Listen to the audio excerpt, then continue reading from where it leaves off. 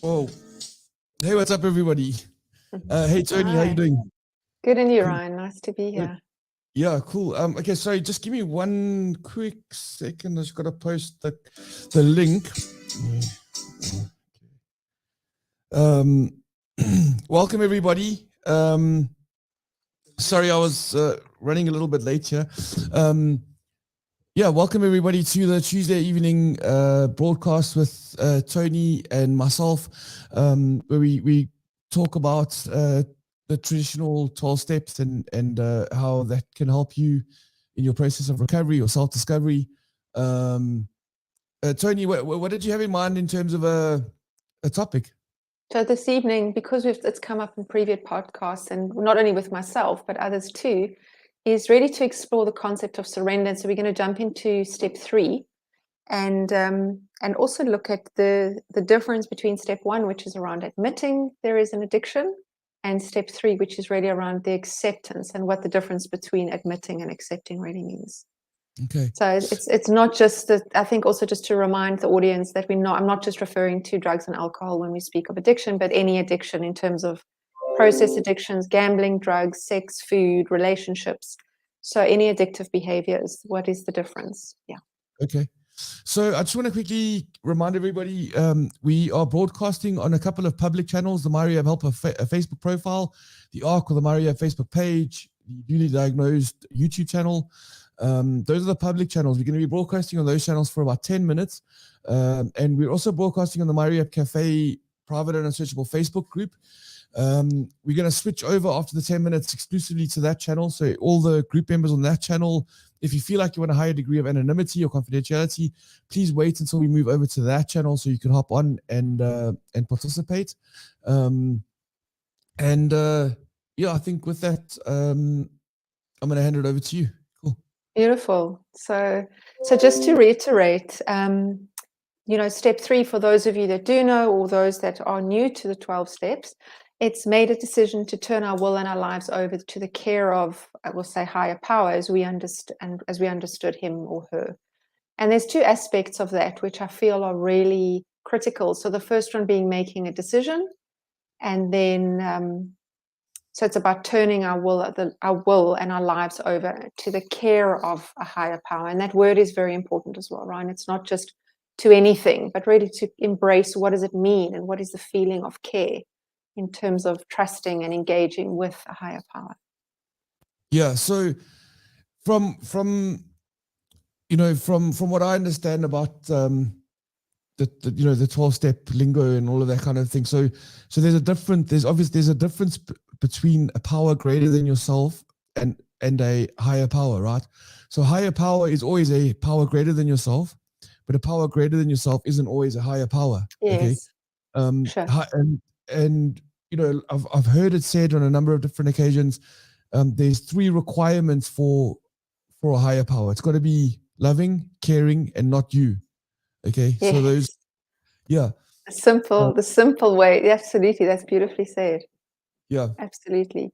So often when, we speak of, even with step 2, it's about coming to believe. So it's opening up, and the spiritual principles that support this. So some of us, some people often will say to me, oh, I'm not religious, I can't do this. It's definitely the program. It's all a religious thing. And some rehabs are very religious focused, but the 12 steps are not religious focus.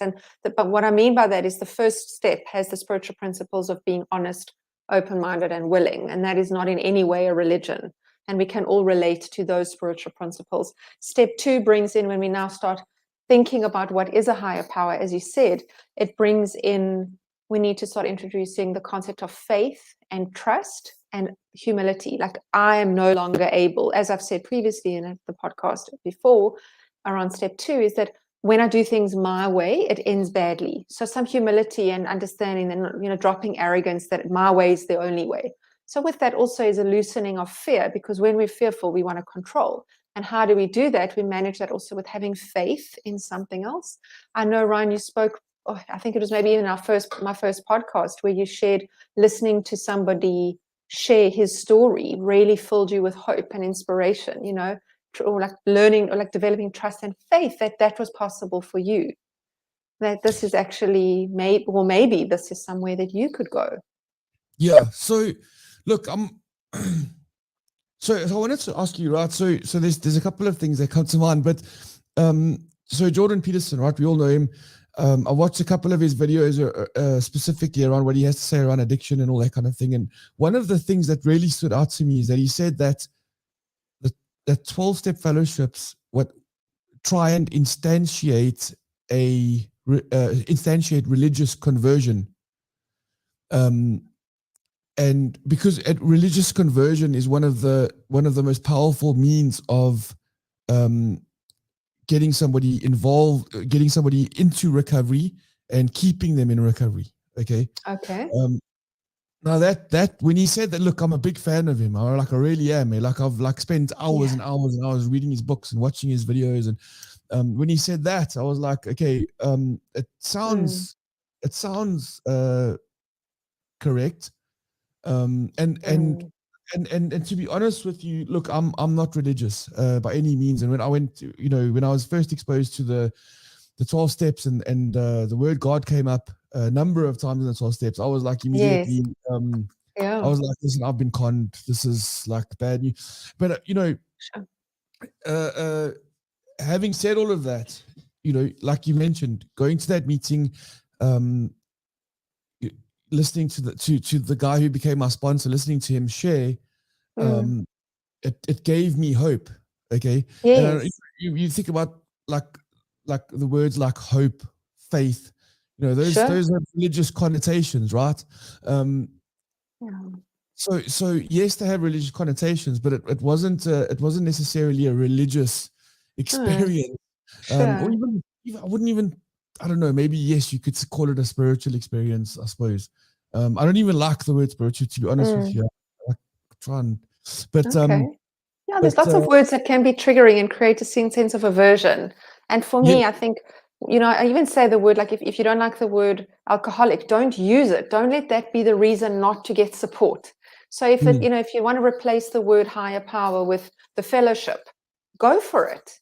Don't let a terminology be a deterrent to accessing phenomenal resources. That's always for me. Let's change the word. The word is just a word. It's the meaning we attach to that word that either creates an attraction or an aversion. If we change the word and shuffle the language, suddenly it becomes plausible. Thing is, though, is that people do get stuck on the words, though. Like the word God. I did the math the other day. The word God, it comes up 400 times or something ridiculous in the AA 12, the big book, right? The big book. And like you say, well, if the word has that connotation and it creates an aversion, change the word out. Some people are really, really stuck on that. Like, well, no, I can't change the word out. It's clearly a religious thing that's going on here. And I can't do that. I can't be associated with that. I can't, you know what I mean? So it's a tough one, but but I agree with you in that, swapping words out and sort of looking, attaching different meanings to things, can be helpful as long as it stays within reason. And of course. Yeah, absolutely. So clients who don't want to call themselves addicts, but they'll admit that they have a problem with alcohol. So I say, cool, let's just talk about your problem with alcohol. That's fine. Without the labels. The labels are very much the fear, the judgment of like an alcoholic is a person who does that and I don't do that. So it also prevents people actually from identifying as addicts if they are, because of their, the prejudice and the assumptions of what an addict might look like. Yeah. So a word associated, the word disease, okay, is generally associated with addiction, alcoholism, things like that, right? And I think a very interesting conversation or maybe we can discuss it briefly. It's a very colloquial word because, you don't find, the DSM doesn't necessarily make reference to the word disease. I don't think in at least in recent years, you would necessarily hear real professionals making reference to that word when necessarily referencing addiction and I might be confused about, but that's why you're here, and we're going to ask you all about that. Time's up on the public channel. I think that's going to be an interesting conversation because the word disease can come loaded with all sorts of stuff, connotations, all the rest of it. And I want to talk about that and how we can swap that word, or what it means exactly, and all the rest of it. So thank you to everybody on the public channels who's watched. If you guys want to know more, we're moving over to the MyRehab Cafe private and searchable Facebook group. And I'm going to play a quick video just so that you know what that group is all about. And then we'll switch over. So Tony, if you don't mind just muting your mic for a couple of minutes. Cool. See you guys later. Thank you for watching. What's up, guys? MyRehab Helper here. I want to tell you about a refreshing approach to a process of self-discovery for anyone that's just left a rehab program for substance abuse issues, or for anyone wanting to engage with a community of others on a journey of self-discovery.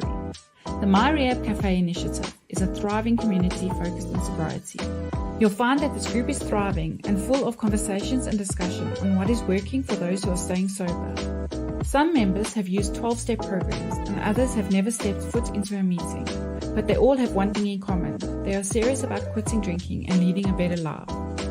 New members often express how friendly, open, and welcoming the community feels, even more than they expected. We achieve this by fostering a community built on trust and fairness, with policies in place and enforce a no jerks allowed policy. We will make a point of getting you plugged in and connected with the community, and all this with the understanding that you want to be here and the expectation that you will put in the effort and participate in the group. Members gain access to recovery resources like worksheets, online lectures, online Q&A sessions, online discussion forums, online workshops, linking with an accountability partner and the MyRehab podcast. In MyRehab Cafe, you'll get advice and tips from members who have been sober for years, from those who have been where you are. They have a tremendous amount of experience to share, but so do you. We have chosen to grow this group slowly, paying attention to who may be a good fit and who may not be. This group may not be for everyone, and that's okay. Those who realize it's not about what you get from the community, but what you can give, are the ones who we see being the most successful. Those who ask questions, share with others, attend webinars, and get out of their comfort zones are the ones who benefit the most from this private online community. Thanks for listening, guys. MyRehab Helper, over and out.